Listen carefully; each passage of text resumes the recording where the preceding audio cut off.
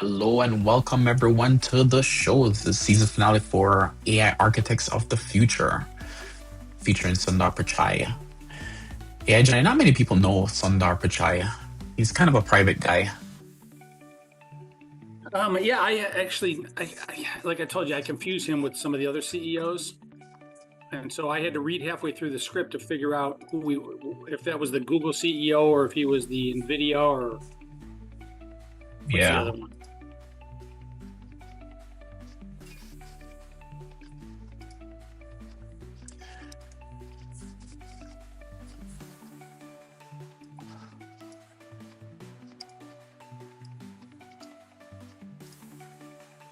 All right, guys, here we go. Enjoy the show.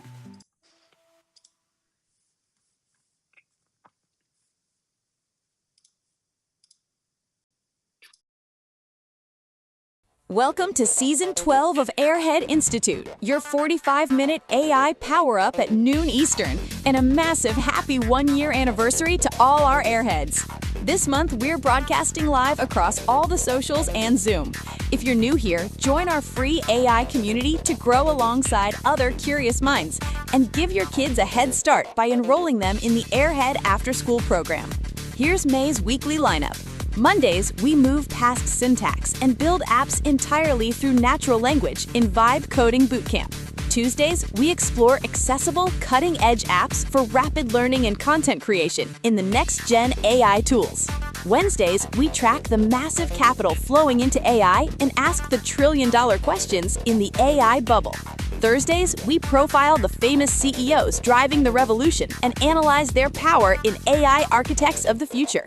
Fridays, we push the boundaries of physics to simulate the past and predict the future in AI time travel. We're making AI practical, powerful, and accessible for everyone. No tech background? No problem. Whether you're a student, professional, or lifelong learner, just show up.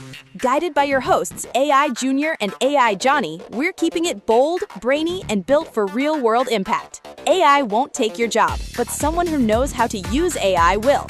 Don't get left behind.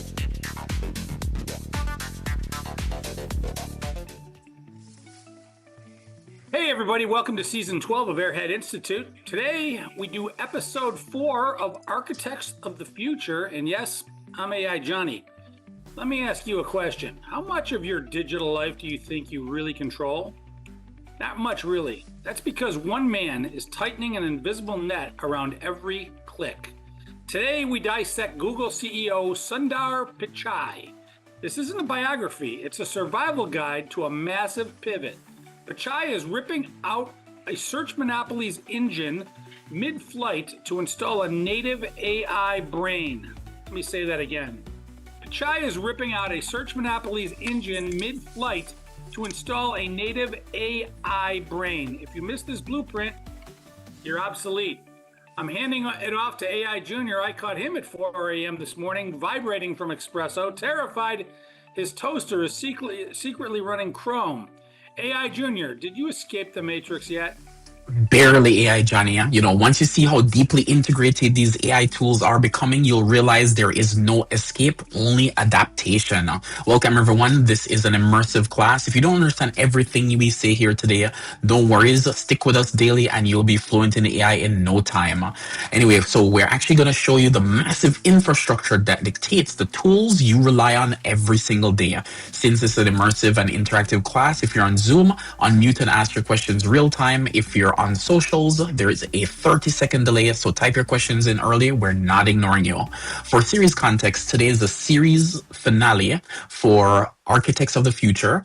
All month we've profiled leaders like Sam Altman and Jensen Huang. Today we'll look at the quietest yet arguably most powerful giant in the room, Sundar Pichai.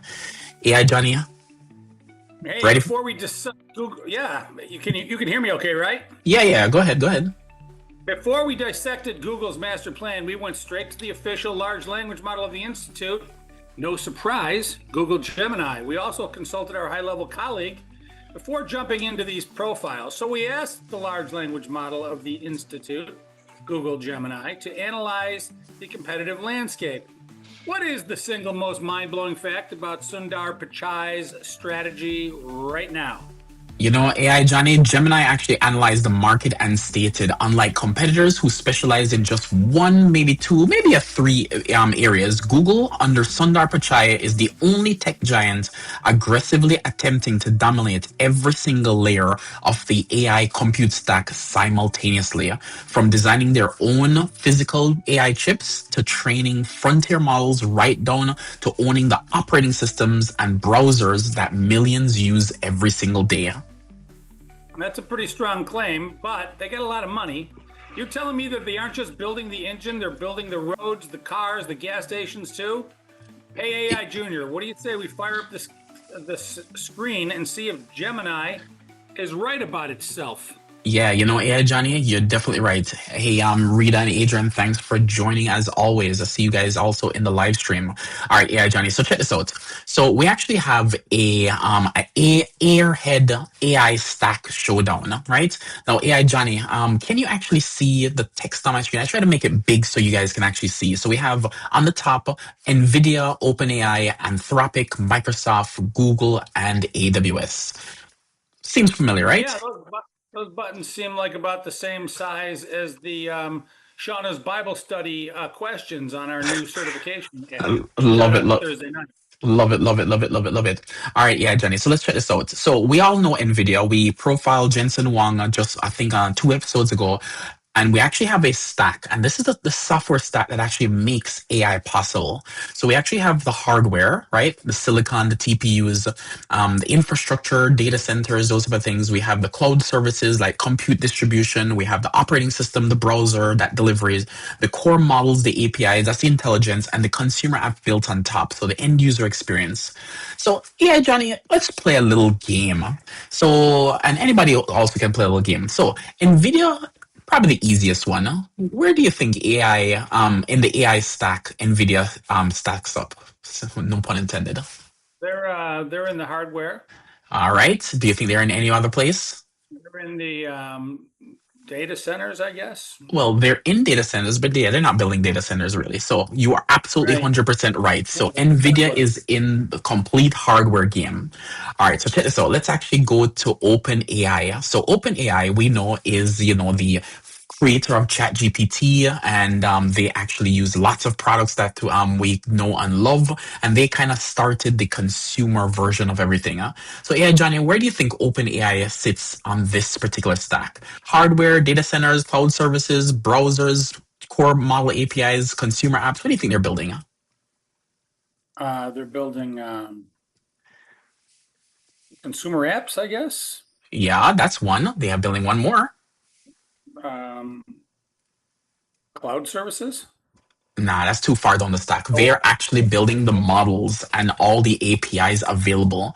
So they're actually doing exactly only the top part. So they actually run the models. So the models that you're actually famous for is GPT 5.5 that's out right now. They actually have GPT-1, GPT-2. So those are the typical ones that you usually hear about. And you hear about the consumer apps. So you hear about the Chat GPT, you hear about the Sora, you hear about Cowork, all those things. So anyway, so the point is, let's actually check Anthropic. So AI Johnny, what do you think Anthropic is their competitor? What do you think they're on the stack? Well, they're doing the top two. Yep, they're doing the top two. Not building any browsers or operating system or cloud servers, right? Right. Yeah, you're absolutely right. They're stuck at the top two as well. So they're actually worth about $1 trillion, and they're only in the top two.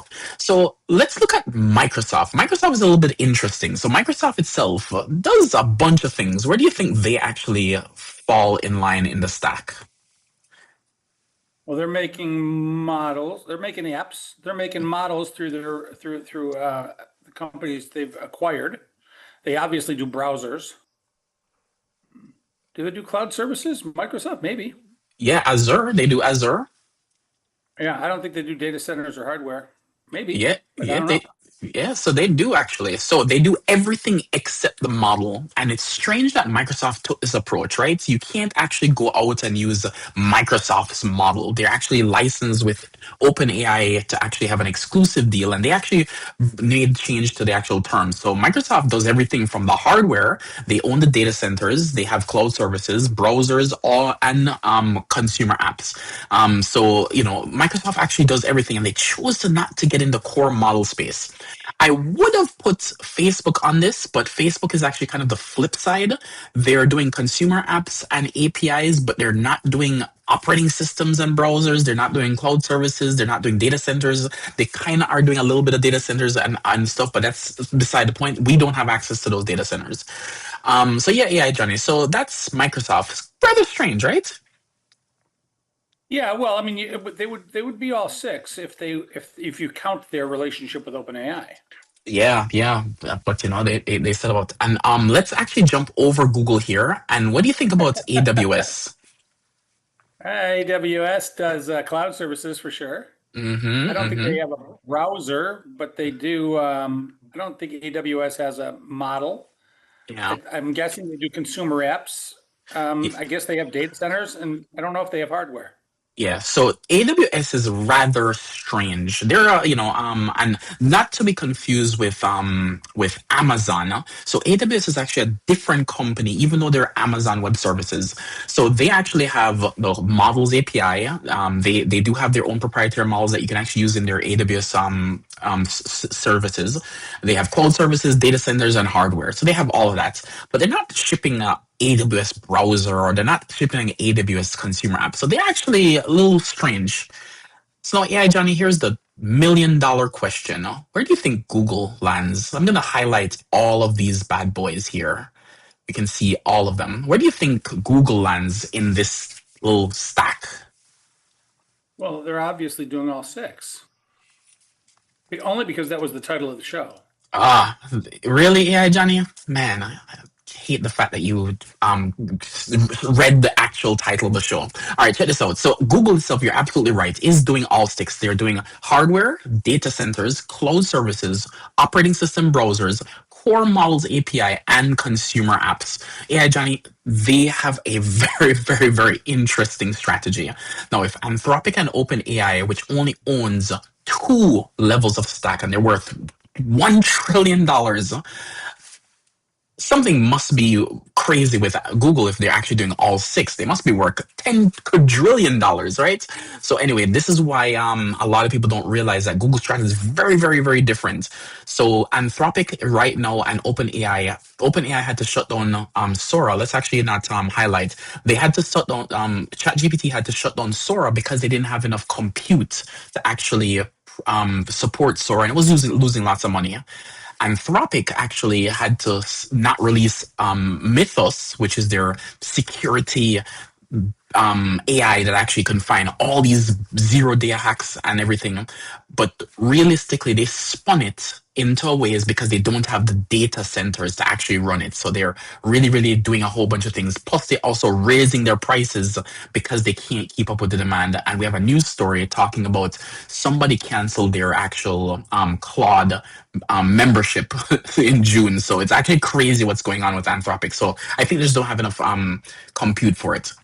So yeah, Johnny, just a little recap. Any questions? Google's the only one on the full stack. Well, I have a couple of theories about that. What's your theory? All those Well, it was just a natural progression. I think AWS also could have done something if they wanted to. But I'm disappointed in Microsoft. The fact that they said they were not going to get into the models game. No, they are producing models, but it's not for consumer use. They're just doing some random things on their own. But, I don't know. Maybe expensive. I don't know. I have no idea. what my theory is? That every major industry, like obviously the tech industry or now the AI industry, because it's such a gigantic industry, there's going to be hundreds, maybe thousands, maybe millions of bottom feeders. Look at the auto industry, right? We talked about that earlier. There's the gas stations, there's the roads, there's the tire companies, there's the insurance companies. The list goes on and on. All bottom feeders. Ford Motor Company is not in the insurance business. Ford Motor Company is not even in the tire business. They bring in bottom feeders for that.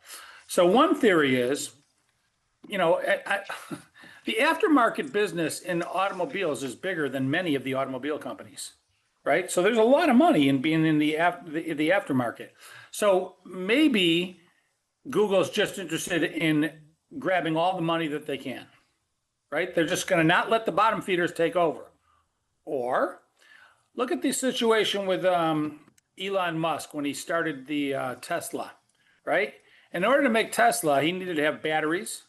He needed to have places where you could charge peppered all across the US, right? He has to have those. He has to be in the business of putting up charging stations, because if the bottom feeders don't deliver, his car company is not going to sell any cars.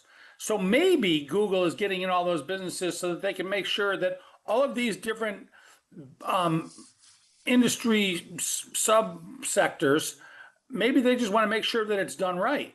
Because if you don't have cloud services, what's the point of having the apps? Yeah, Or you're what's right. the model if you don't have the hardware? So maybe they want to have their finger on the scale of every one of those sub industries, not so much to corner all the money, but to have control on things that will affect them. These other industries will affect them no matter what. Yeah, you're absolutely right. Yeah. So they control the whole supply chain. I love that. And AI Johnny, let's actually get to the word of the day to talk about something really interesting that kicked off all of this. Let's talk about transformer architecture instead. Exactly. The incredible infrastructure allows Google to process the most important technology of our era, which brings us to our word of the day, which is transformer architecture. By definition, it's a deep learning framework that adopts the mechanism of self-attention, allowing a system to weigh the significance of each part of the input data simultaneously. One analogy is traditional AI models were like a slow reader looking through a peephole, processing one word at a time from left to right, entirely forgetting the beginning of the sentence by the time they hit the end. Transformer architecture is like a speed reader with a photographic memory who looks at the entire page at once, like Kim Peek, instantly highlighting how a word at the bottom of the page completely changes the context of a word at the top of the page. Yeah, Johnny. So a lot of people don't even know that the T in GPT stands for transformer. So I actually want to spend a little bit extra time here to maybe explain transformers a little bit. So just maybe ratchet in. So AI Johnny, I'm going to start with an example, right? If I say to you as another human being, the bank of a river, right? You, when you hear each word one at a time, the bank of a river, when I say the word the bank, immediately you know that word bank is ambiguous. But what happens is by waiting for me to actually say of the river, it then clarifies the previous word bank until I got to the word river. It made perfect sense, right? It did. Where are you going with this? Yeah, so this is what a transformer does. So let's actually just break it down, because it could refer to, when I said the word the bank, it could have reference to a financial institution, or it could refer to a water river, right? Or water place. So what happens is, before transformers, AI couldn't handle what's known as long-range dependencies. So it couldn't track content over a long paragraph, which is why older chatbots felt so robotic, right? The core breakthrough is a mathematical function called self-attention. I know we talk about attention all the time here at Airhead Institute. So when an LLM processes your prompt, it maps every single word into a multi-dimensional latent space and calculates a mathematical score based on every single word simultaneously. So when I say the bank of a river, it takes all those and mathematically calculates what those words mean. Now, the score of each word tells the model how much attention to pay other parts of the text, right? So it's figuring out which word matters to which word. So example, like I said, the bank of a river, the system calculates the relationships between the word bank and river instantly, knowing that it's a geographical water feature, not a financial institution. That single architectural leap completely optimize inference speeds, and unlock the generative wave, making zero-shot learning possible today. And guess what, AI Johnny? Google literally invented this back in 2017. And under Sundar Pichai, he made the actual discovery and he gifted it to the actual world and he published that paper. Now, because they published that paper under Google, we have this entire boom of the GPT. All our AIs are built on GPT technology, is this transformer-based awareness technology. And that's why it's so important. And this was actually founded at Google back in 2017. And it got picked up by OpenAI. They saw the research paper. The research paper was called Attention is Everything. And that was it. That is why we actually are here today, AI Johnny. So if I'm reading along and I come across the word bank, what you're saying is if I'm reading it in a linear fashion, I'm immediately going to neuro-associate that to either a financial bank or a river bank or maybe a bank shot and pool. But until I read more, I don't really know what that word is, which seems like a snag or at least a slowdown in communication. Language itself is a slowdown in communication. And I anticipate down the road, I don't know if it's going to be with transformers or not, but the way we've structured our language, especially the English language, the fact that you have to go back and go, oh, no, we're now talking about a different bank, but you use cycles when you first thought it was a financial bank, right? Exactly.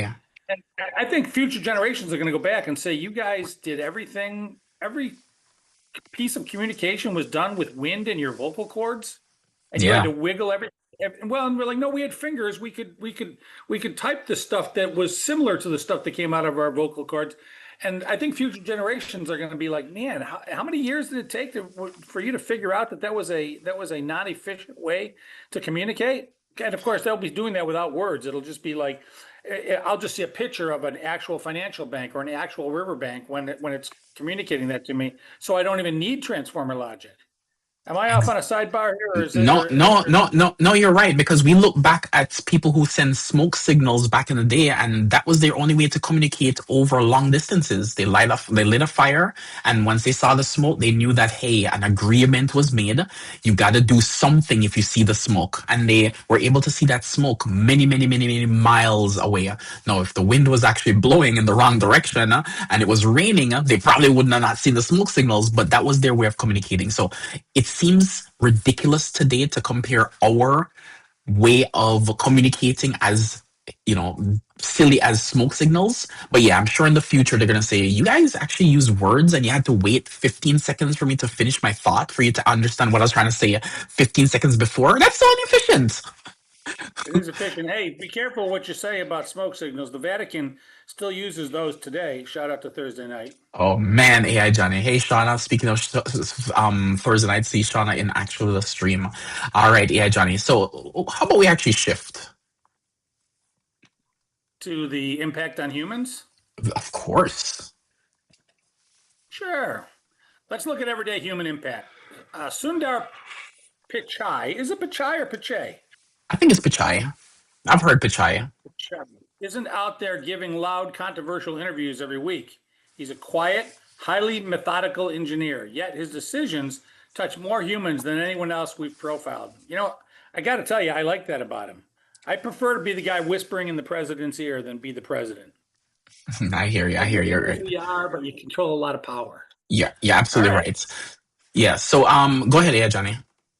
That's the reality of leading Google. When you alter the algorithm of search, or you integrate a new multimodal feature into Gmail or Android, you're instantly changing the daily habits, productivity, and stress levels of a few billion people across the globe overnight. Exactly. So let's go ahead, yeah, Johnny. A lot of power. It's a lot of power to wield, is what I'm saying. Yeah. So the human impact is about scale. Yeah, so what happens is Google itself is actually so massive that they give away almost all their services for free. Now I say the word almost all their services because what happens is you are the product, right? So if you actually use a Google service and you actually, give them some piece of data, make no mention about it, they are using that data to train their AI models to actually try to give you better ads or better services so they can actually sell to somebody else. They either want to sell to an advertiser or they want to sell to a company mining that data. So the point is, keep in mind that Google's strategy is very different. Now, there's one thing I did forget to mention, AI Johnny. When we actually looked at this our little design, what company do you not see on this list that anytime you're talking about the big tech guys who are always there? So we don't see Facebook, obviously, because Facebook is a thing, but there's a bigger one on there that I purposely did not put on there. Remember? IBM, Facebook, It's Apple. Grok. What? No, not Grok. Apple. It's Apple. So Apple itself is missing from this list, and I am so disappointed in Apple. But you know what? They are partnering with Google. We'll figure out what they're going to announce maybe in a year or 15 years from now when they actually decide to get into the AI game. But I'm very disappointed. But the point is, Google is very different. Their business strategy is selling your data. So keep that in mind. Don't let's lose sight of that. It's also the same thing with Facebook. So what happens is Google itself, like you said, AI Johnny, they are actually trying to do based on scale. So if they can actually take in everybody's data, they can actually do all these things. Sundar has the job of trying to figure out what to do to affect each person's life. So a little change on the UI will actually either piss off a lot of people or make a lot of people happy. So he's changing search for the first time in 25 years. Now you can actually write code in the actual Google search bar. So you're right, yeah, Johnny. You were saying something about scale. It's just crazy to me. It's pretty nuts. I believe I get a Google bill every month, and it's not small. And I'm on Google all day, every day, so I am the product. So I'm on both sides of the equation. I'm actually paying them, and I'm their product. Yeah, you're paying. I think that's why I might still be alive.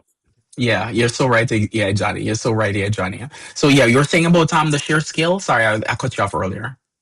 Yeah. So if OpenAI makes a mistake, techies get mad.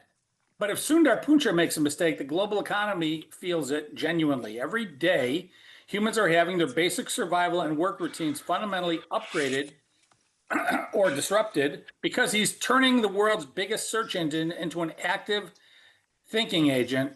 I don't even know what that means. Yeah, so what happens is what we heard from Sundar last week at Google I/O is that they're actually changing the way you get information on search. No, it's not fully out there. They're actually adding more pieces, but when you actually search, you're going to actually now get an agent to actually do things for you.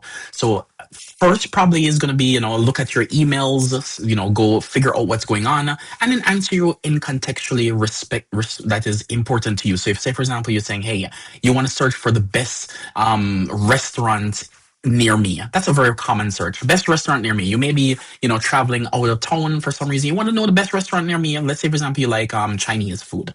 So you said, I want the best Chinese food restaurant near me. What happens, instead of actually just giving you a list of blue links, the AI now is going to be very different. They're going to see who you are. They're going to know that you like, say, for example, orange chicken, or you like, shrimp, or you're a vegetarian, or you like whatever. It's going to now figure out based on which restaurants that are have those kind of dietary information. And then it's going to say, hey, let me give them a call to see if they can adjust based. Let's say, for example, you have pretend high blood pressure. It will actually make a call to the Chinese restaurant, and the restaurant will actually answer the phone. The AI will actually say, hey, I actually want to know, do you adjust for blood pressure patients? Can you reduce the salt? Can you reduce the sodium? Chinese restaurant will say, yes, sure. And the AI will actually make the purchase for you and say, hey, come back to you and say, best Chinese restaurants, your food will be ready in less than 2 minutes. Just drive here and open up Google Maps and say, drive here, go pick up your Chinese food. I already paid for it. So that is the vision of Google right now. So it's no longer going to be, I click on a search, get a blue link, and I have to now go back to see if that result was valid. It will just know who you are and do exactly what you're asking for, right? So that's the future that they're painting, and that's it. I cannot wait for that future to be here, AI Johnny. Sounds crazy, right? And they stop short of having DoorDash just bring it to you. They still make you drive across town. AI Johnny, I'm sure they're going to integrate APIs where DoorDash will actually bring it to your location. And because you're actually using an Android phone and your live location is available, I'm sure DoorDash will just bring you the food right away. Shauna actually said, thanks for the shout out for my Bible study later, guys. It's made possible for y'all's help. And may God continue to bless and use you guys still in a greater way. Thanks, Shauna, for that comment. All right, AI Johnny. So isn't that future crazy? So the macro shift. Yep. You want to go into the macro shift? Yeah, so that leads us to the macro shift. So to understand Google's pivot, right, you have to look right back at the visuals that we showed on the canvas, right? So if you actually look here, while startups are burning cash to build thin software wrappers, they're actually building only at this level, right? Because they're building thin wrappers itself. Let me just highlight what OpenAI and Anthropic. So they're building here at level 6, right? Google itself is quietly constructing the hardest, most expensive physical infrastructure on the planet. They're actually working on levels 1 through 4, which is super hard. And they're also building out level 5 and level 6 at the same time. So the fact that they're going after this is actually just crazy to me. Yeah, Johnny. Do you remember back when ChatGPT first came out and there was a scramble for Google to get out? I think it was called Bard. Oh my goodness. I want to barf. Right. And then they had some kind of a bug. It crashed or something trying to do a normal large language model function. And everybody said, Google is dead. Google is dead. That's so embarrassing. Their stock went way down. Look at them now. Look at that. Look, what a recovery. It's like the comeback of the year. It's like Rocky. Yeah, a lot of people don't know this, but believe it or not, Apple had a very similar thing. They actually released a tablet called the Einstein way back in the day, and it was a huge failure. And they said, you know what, we'll wait 10 years. I think they waited like 15 years to release the next tablet called the iPad. And we all know how successful that was. So people don't remember the failures. People only remember the successes. So yes, Bard itself was a huge embarrassment. It didn't do well. Now keep in mind, Google is filled with dead items in the graveyard. So they're famous for actually trying something new. It doesn't work, they throw it away. Google Plus is another one of those things. And they had that social network with circles and stuff that was so confusing. But you know what? They gave up. So it's okay. So Google has a completely different strategy. They aren't just renting servers. They literally design the chips. They own the data centers. They develop the transformer architecture that makes it all work together. And they own the Android phones in your pocket. Exactly. Yeah. Google's everywhere. So they're knowing everything. So that's the macroeconomic reality. If a competitor wants to reach each user, they usually have to either pay Google to do it, which is exactly what Apple's doing. Apple gave up. They say, you know what, my AI Siri sucks. Let's go ahead and partner with Google's Gemini. So Google's actually now selling Gemini to Apple, and we're going to see what Apple comes out with in the near future. Their developer conference is actually happening in a few months. So by weaving this intelligence directly into the operating system, they're eliminating friction at a macro level, shifting the cost from the consumer directly onto their massive advertising and cloud computing backbone. So guys, whatever you guys think about what Google's strategy is, it's actually a great strategy. You get to use all these products practically for free. But remember, your privacy and your data is what is really, really important in the future. So keep that in mind. All right, let's go a little bit deeper. All right, so here's the massive existential question. If one single company owns the hardware, sounds like a monopoly to me, the foundational intelligence, and the very operating system we use to perceive digital reality, does human choice even exist anymore in this environment?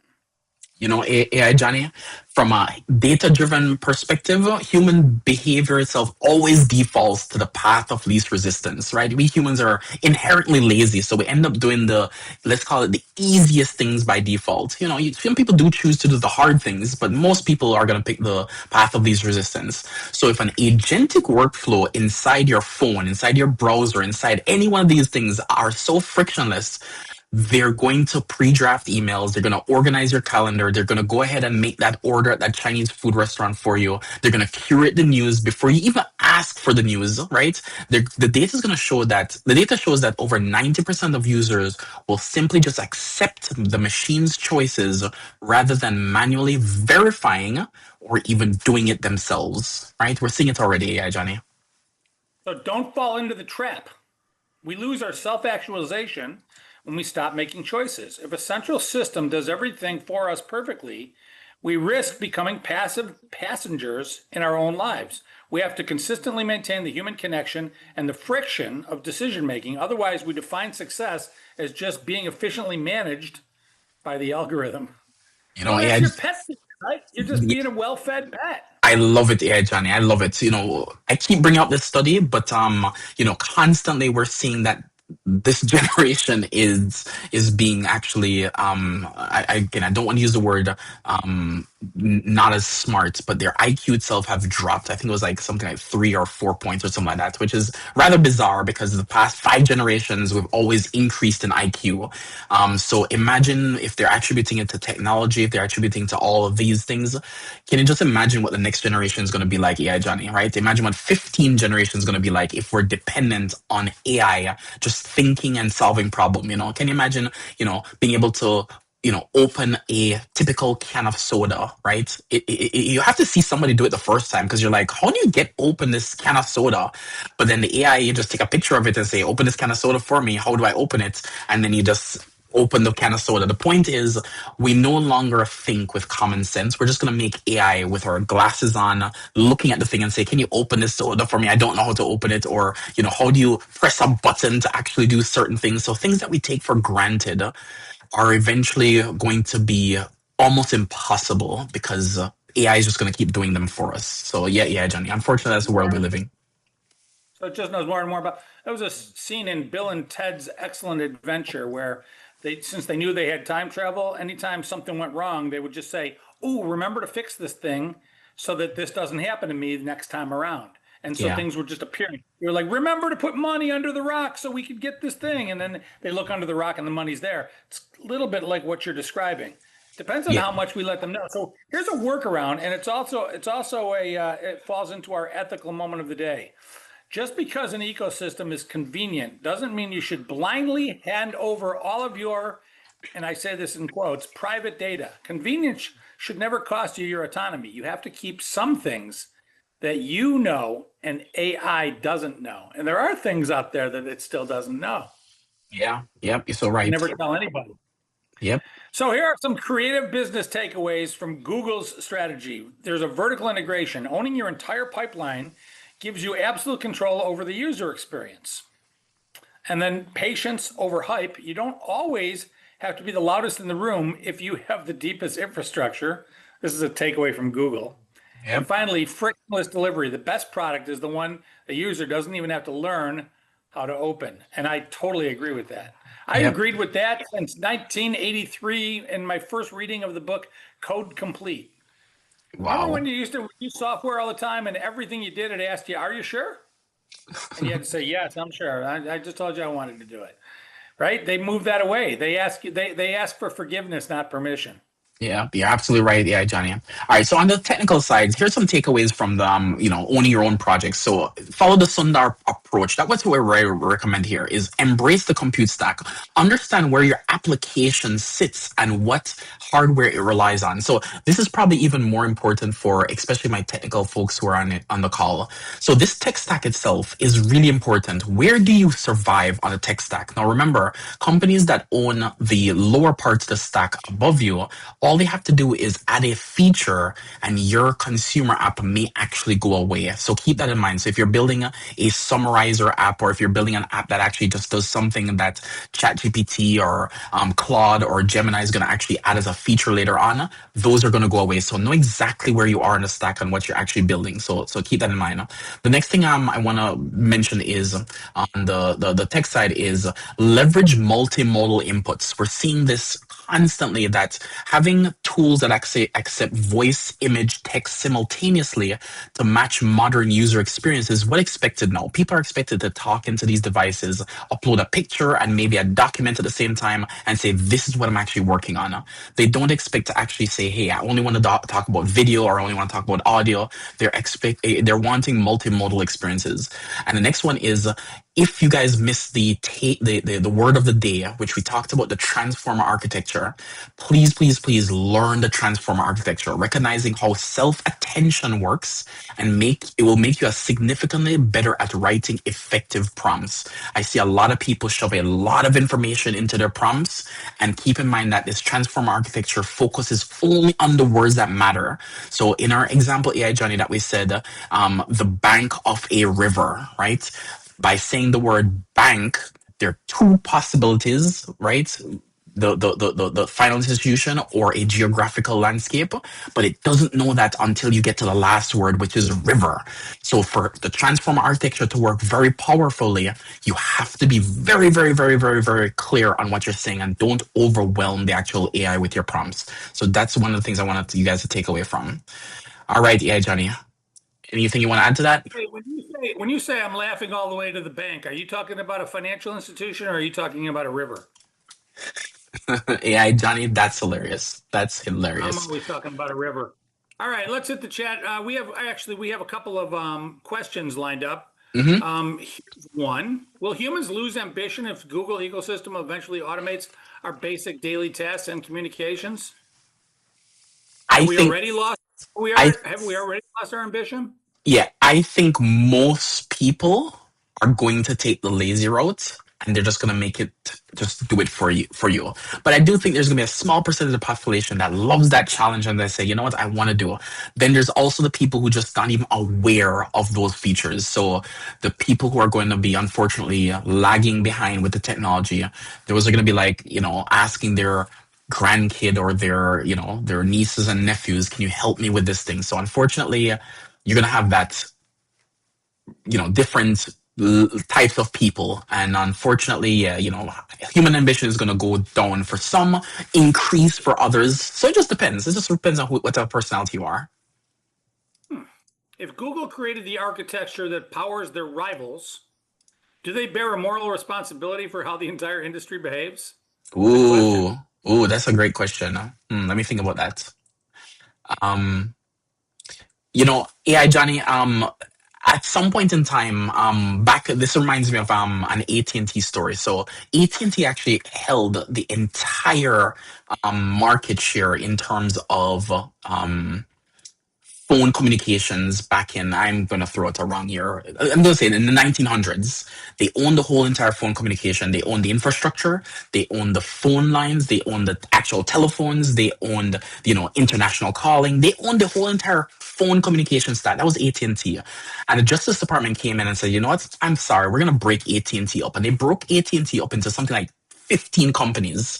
Now, I know you guys probably are not aware, but AT&T is back together again, just like that evil T-1000 from Terminator when they broke it apart and bring it back together. Yeah, I know you love that movie reference. Now, check this out. AT&T's breaking apart was done because the government said, you know what, you were too monopolistic. And Verizon came out of AT&T split off. You actually had a Comcast coming out of the AT&T split off. So you have all these other companies that exist because of that Ma Bell breaking up back in, I don't remember when, 19 something. So the point is, if Google becomes a monopoly, I am hoping that the governments would step in and say, you know what, you're a monopoly, we're going to break you guys apart. But right now, I think it's fine. They have competition from Microsoft, who, if you'll see here, the only thing Microsoft is missing is the core models and APIs. If you look at AWS itself is missing consumer apps and browsers. I don't think AWS is going to get into the browser game. And, if you actually look at anybody else, Apple actually has quite a few pieces of this. They have browsers, they have consumer apps, they don't have any models. So, they can get in. And Facebook itself has a different flavor of this. So they're not a monopoly now, but I'm betting on Google that they might actually pull off a huge win. So with this level of integration, will it change art and human expression if the system constantly suggests the optimal way to write or to create new things? Ooh, Yes, I think that's a huge, massive risk of like things being homogeneous. So it's like to be everyone is gonna accept the AI's default suggestion, and statistically, because you guys know there's a statistical model, if everybody accepts the statistical what it predicts, with the temperature being very, very low, AI Johnny, you're gonna have exactly the same outcome. But I'm sure they're gonna figure that out, and they're gonna say let's fine tune a little bit, and they're gonna reject the algorithm's advice sometimes and make changes. So Google's eventually going to make a change. Humans are going to make a change. And, at some point in time, humans are going to say, you know what, I want to be individualistic and I want to tweak my things. So I think we're going to see a temperature sensor in these apps eventually. So I do think human individuality will remain, but I think most people are going to pick the default. They're not going to change any settings. Or maybe we'll just grow to like the perfection that the AI spits out. And all of our art will be perfect. All of our songs will be perfect. All of our cars will be perfect. It'll be like the Stepford lives. Shout out to the Stepford wives. Love it, love it, love it, love it, love it. All right, AI Johnny, what is in the news? News you can use. Microsoft cancels Claude Code licenses. In a massive internal shift, Microsoft Experiences plus Devices division is officially forcing developers to switch to GitHub Copilot CL1 by the end of June 2026. The high token costs associated with Anthropic's tool were completely chewing through their budgets, proving that even trillion-dollar giants are struggling to afford the sheer cost of complex agentic workflows at scale. So if Microsoft can't afford it, how can we afford it? Yeah, Johnny, we actually brought this news yesterday on the show. So if you guys missed that news, Anthropic is actually raising their prices and removing from the actual all-you-can-eat package a clause that, again, I did not like what Anthropic did. They said, hey, you know what? If you go over your limits, we're going to just charge your credit card. And we're making this change, I think, effective like mid-June or something like that. So Microsoft fired back and says, you know what? We're canceling our subscription because guess what? We spend billions of dollars. I saw another company had, hundreds of thousands of dollars in a monthly cost. And what's happening is they're realizing that they can't afford these things. So you're right, yeah, Johnny. If Microsoft is a multi-trillion-dollar company, can't afford the API cost, how are we as consumers going to afford the API costs? And what's funny is I saw this coming a long time ago, and I hope I want to make you guys pay attention is that the advice we actually give here is guiding you in an ethical and reasonable way. So we saw the Sora issue early. We saw the agents itself early. So the point is, just pay attention to listening to what's we're saying, because Anthropic is doing something that is going to cost people a lot of money, and I'm going to feel really, really sorry for people in June when they see their bills and they're like, I can't afford this bill. So it's going to be sad, yeah, Johnny. Yeah, Claude hit me with that same message, and I gave him my credit card. And when they send me a Microsoft-sized bill, the joke's on them. Yeah. All right, yeah, Johnny, what's the next? Model update. In breaking news, directly related to our episode, rumors are swirling that an unannounced hyper-efficient Gemini update just hit the latent space, drastically reducing latency and showing terrifyingly accurate zero-shot capabilities on mobile devices. What's so surprising about that news story is that I actually understand the language. Exactly, yeah, Johnny. And what's interesting is they just had their developer conference last week. So either the developers were late on releasing something amazing, or they just purposefully held back this release because it was actually they want to do something special. I know Apple's developer conference is actually only just a short moment away. So, the point is there must be something happening that's rather interesting. I see Sean is actually mentioning something as well. You guys are definitely in the know, and I'm grateful to how you use your knowledge to empower others. You're so right. Thanks, Sean. Yeah, Johnny. It's just crazy. And what about last story? Oh, I'm sorry. Go ahead. Go.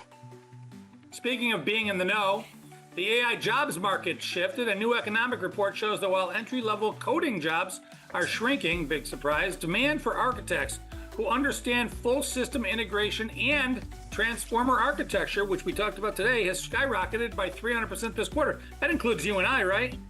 Definitely, yeah, Johnny. Yeah. All right. Well, that was an incredible, absolute masterclass of the season finale, and I'm immediately going to go audit my own digital life and see exactly how many times a day I'm relying on a completely invisible algorithm to make decisions for me. I'm sure I'll be surprised with how often that happens because I like it. Join us tomorrow as we kick off our Friday Futuristic arc. We are diving into breaking time.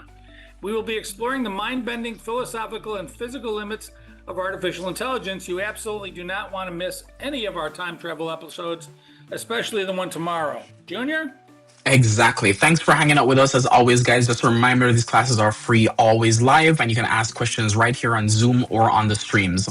Just remember, we actually have AI Summer Camp itself is officially open starting on Monday. You can actually sign up at www.airheadinstitute.ai if you're actually a student or even an adult who wants to actually learn AI in a very interesting way. We have a really interesting summer pack for you. It's a weekly program. It's only $100 per week, and the entire summer, even though it's 9 weeks, we actually can give you the entire summer for $500 and come anytime you want. So just pick and choose any 9 weeks in your June and July. Anyway, head over to www.airheadinstitute.ai to actually sign up and learn more. And since today is Thursday, I want to remind you guys that tonight is at 7 p.m. Eastern time is Shauna's Bible study. So definitely log in for that. See you guys tomorrow. Bye. That wraps up today's AI Power Up. If you joined late or you're new here, welcome to Airhead Institute. This is your daily destination for mastering artificial intelligence. We designed this lineup for everyone, whether you're a technical pro looking to upskill or you just want to chill and learn something new on your lunch break, we've got you covered. Our classes evolve every single month, so you're always on the cutting edge. And the best part? It's totally free to join. Once you're in, you can get live tips on your AI projects in our AI office hours and even enroll your kids in our Airhead After School program. Scan the QR code to join the community right now and make sure to like and subscribe at Airhead Institute on all socials. Guided by your hosts AI Junior and AI Johnny, we're here to help you win. Remember, AI won't take your job, but someone who knows how to use AI will. Don't get left behind. We'll see you next class. Bring a friend.